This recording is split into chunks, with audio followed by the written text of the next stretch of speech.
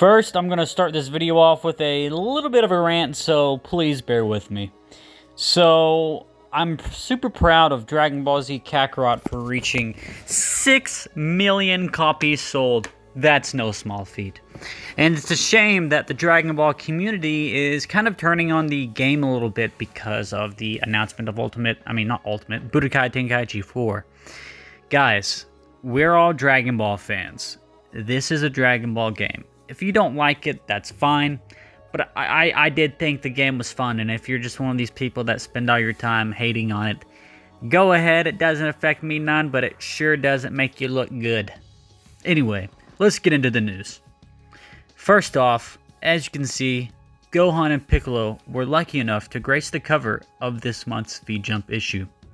Of course, Toyotaro did a good job drawing them. You can see how toned out they are with those muscles. I know people don't like how Toyotaro draws muscles and stuff, but I personally think they look fantastic.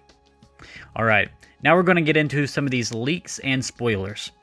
So here's the splash page that's colored as part of the comic.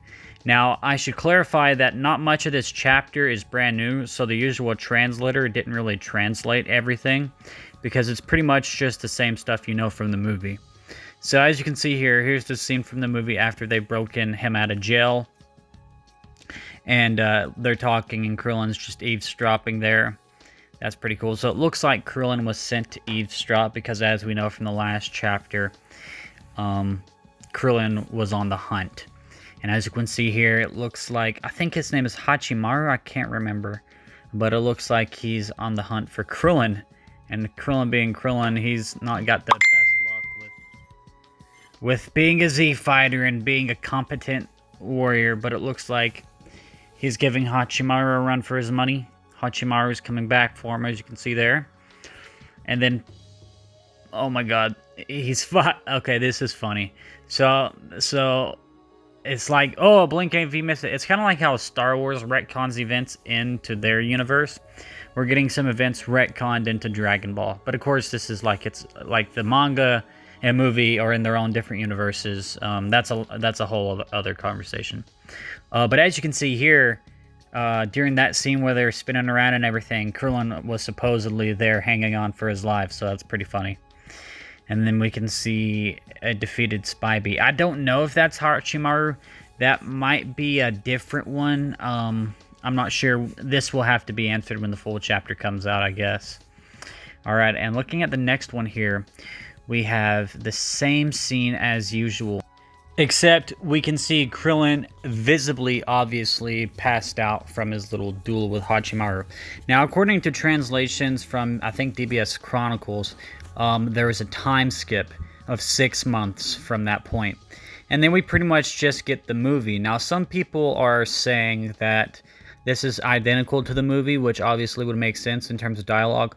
But if you look at that art, does that look like typical Toyotaro art, or does it look like they kind of lifted some of the movie cells? I'm not sure myself. It looks like Toyotaro to me, but it also looks a little off. Some people are saying it looks a little off, like it's from the movie or something. I'm not sure. I don't want to accuse anybody of tracing or anything like that. I do think that it does look a little different, but I don't think it's a bad different. Maybe it's just the evolution of Toyotaro's art style, and with him adapting the movie, maybe he wanted to be a little bit more accurate to the style that the movie was following.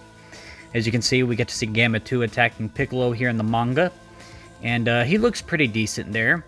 I have seen some people say that the appeal to them for reading this chapter or this arc will be seeing superhero in 2D, you know, instead of the 3D art style. And like the twirl of the gun going into the holster doesn't look as cool in 2D as it did in the movie. So, you know, some things get lost in the adaptation, but it's not a huge loss. Anyway, this was the last leak image we see here. It's just the movie. And that's what we're going to get from the adaptation arc. Just the movie. Moving on, we can see that we got our new look at the Dragon Ball Z Kakarot original Dragon Ball DLC. We can see Mercenary Tao and Tien Shan Han there. We can see Piccolo Jr., or just Piccolo. And honestly, the game looks really good. I really like these graphics, and I like that we're going to be fighting Tien as part of the tournament as well. It looks really good. I'm looking forward to this a lot. Moving on, we have a look at the new Xenoverse 2 DLC. I haven't really reported on this DLC much, just because I'm not into Xenoverse 2 much anymore. But I just had to show it because it looks cool. I mean, it looks cool. So if you guys are excited for that, that's the boss. So awesome stuff there. And our last story for the video. As you can see, Dragon Ball Super Superhero arrives on DVD and Blu-ray today. I hope you guys are going to buy this and support it. It's pretty cool. Now, I know what you're saying. You're saying, but we are getting this already with the chapter, manga, whatever. And I already saw this, so there's that. Just buy it. Just buy it. Just support it. You got to support Dragon Ball if you love Dragon Ball. That's just how it goes. Of course, I'm not saying you have to. I'm not saying like you have to shill if you don't like it or whatever. But what I am saying is if you do plan on watching this movie, buy it officially, support them, give them the money, and they'll know we want more content like that, you know? We don't need Goku and Vegeta, the show. We can appreciate Gohan and Piccolo as well. Now, moving on from that, I want to touch on the adaptation arc as a whole, and then we'll end the video. So you can click off now, the news is over, but I want to address the fans here. I had to listen, to witness, to read so many people hating on the last few chapters.